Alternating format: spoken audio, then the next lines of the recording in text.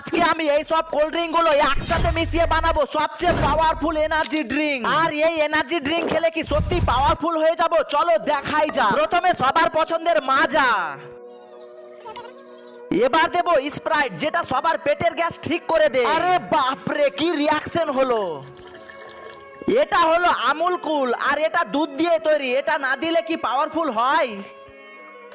এবার এখানে দেবো ক্যাম্পা। ও ভাই আবার দেখো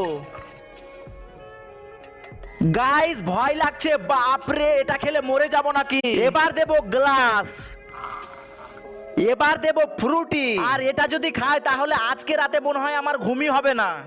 শেষে স্ট্রিং যদি না দিই তাহলে কিভাবে এনার্জি ড্রিঙ্কটা পাওয়ারফুল হবে? ওয়াও, এবার এর কালারটা দেখো গাইস। এবার সব শেষে ফাইনাল টাচ ইনো।